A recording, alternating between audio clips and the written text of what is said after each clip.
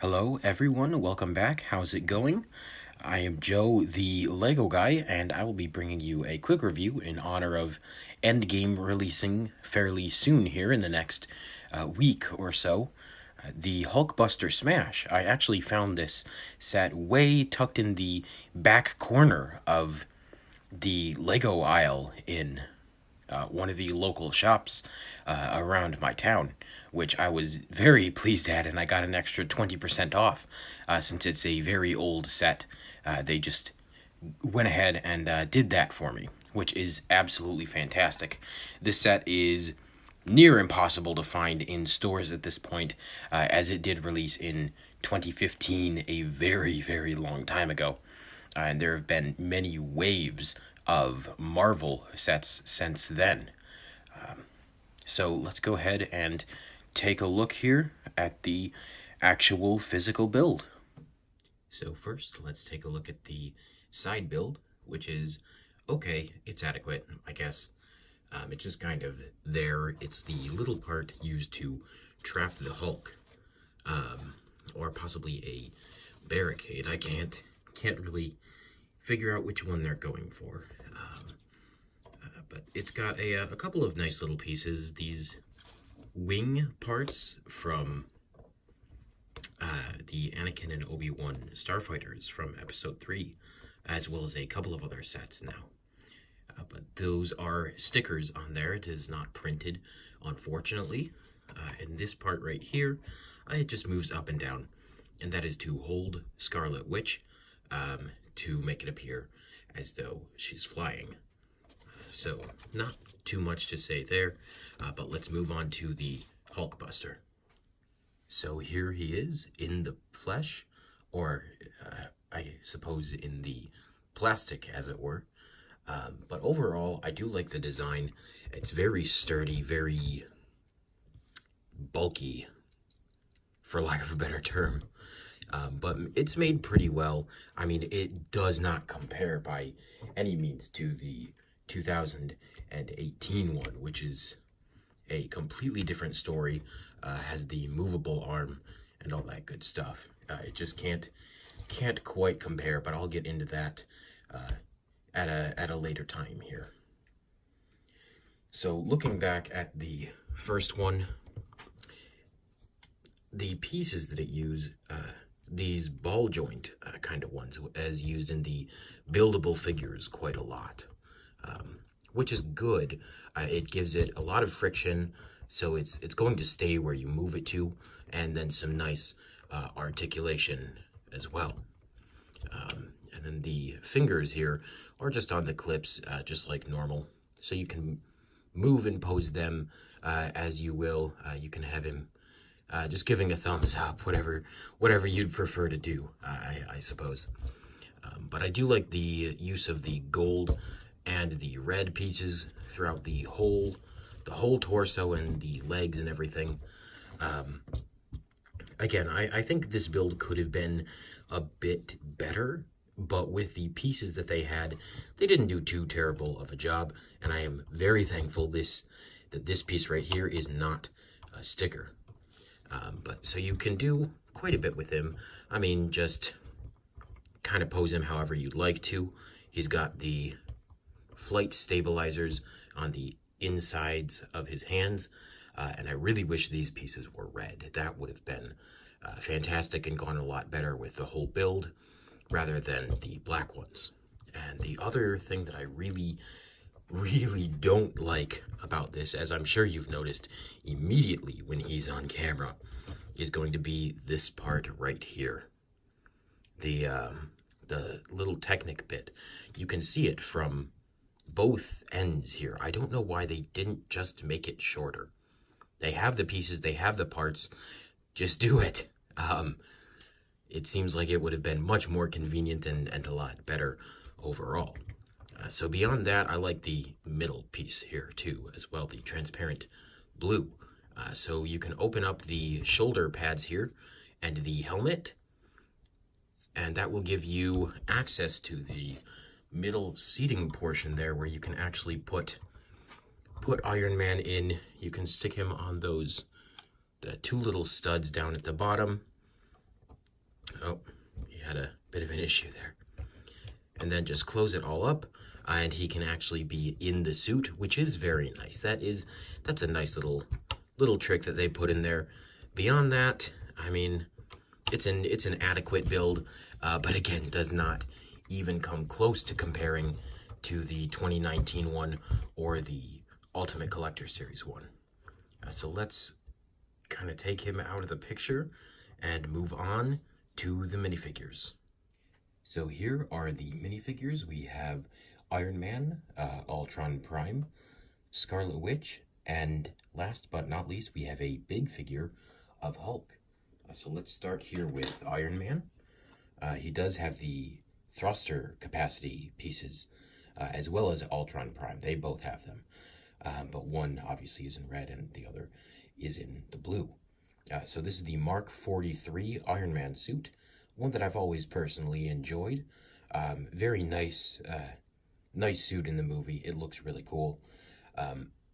Fairly accurate printing on the minifigure here. Although, again, I mean, no arm printing is a bit of a bummer for me, especially with a detailed printing such as this, or even the new Iron Man minifigures.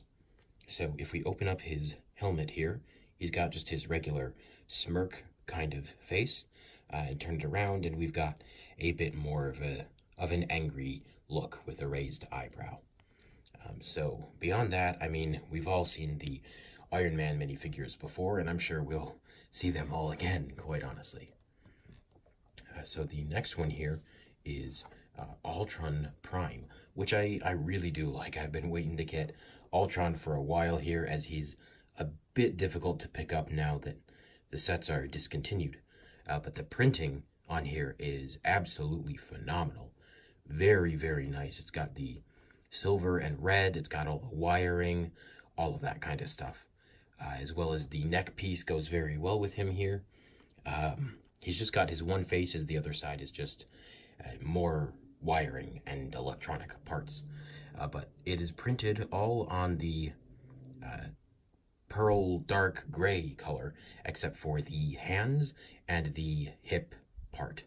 Those are both regular dark gray. I'm not really sure why. But either way, very, very nice minifigure. I'm very happy to now finally have him in my collection. As well as the next minifigure we'll look at, Scarlet Witch. Again, fairly difficult to find, but not near as much as some of the other ones. So she's got these strange blue energy knife things. It kind of reminds me of the sword from Halo, if you've ever played that game. But let's take those off. Honestly, I'm not sure why they didn't decide to go with red for those instead of blue. It doesn't make a lot of sense to me. But here she is. Again, very nice printing on the minifigure in general. Good headpiece. I like the red eyes. Good torso assembly printing on the front and the back there. And the legs I'm actually fairly impressed with, as it has the skirt part and then your regular legs and the boots. It's not dual molded, but it is printed very adequately. So if we switch her hairpiece around, she's got just a nice normal minifigure, which actually kind of reminds me of a couple other Marvel characters, and not really Scarlet Witch. But that's why I prefer to keep the head on the one that does remind me a bit more of her. So let's set her down and move on to the last minifigure, which is going to be Big Fig Hulk. So I've been waiting to get one of these for ages, as if I bought it separate, it would still probably cost me a good $20 to $30, depending on where I got it from and in what condition. But I mean, he's just kind of your standard regular Big Fig Hulk. I mean, very similar torso and arms. I mean, you've got the articulation with his hands. You can move those back and forth, the arms up and down. You cannot move the legs, but he does have the toe printing there. And then his shorts also do have the printing as well. It's just kind of black and red, and there's the Avengers logo on the right leg. So as far as his face goes, the hair is a non-removable piece. Obviously, that stays on his head, as is the case with most or all big figs. But he's got a very angry-looking face, which is understandable, all things considering. But very nice minifigure. I'm happy to add all of these to my collection. Honestly, with the minifigures, I would rate it probably an 8 out of 10. Oh, hold on, let's get it. Oh, she fell over. I would probably rate it an 8 out of 10. I have been trying to pick up a Big Fig Hulk, Ultron Prime, and Scarlet Witch. Now, the Iron Man, I've probably got, I don't know, 15 or 20 different Iron Man minifigures in my collection, which is actually very handy in the Hall of Armors. I just put them all on a couple of those sets that I have picked up from the Lego store the other day, and it fills it up very nicely. It looks very clean, but I will get into that a bit later. So let's go ahead and take a look at the entire set. So here it is, the complete and final verdict. The set overall, definitely worth picking up, especially if you find one in the darkest and deepest bowels of your local stores that have been kind of hidden on the shelves for a couple of years. Definitely go ahead and pick one up.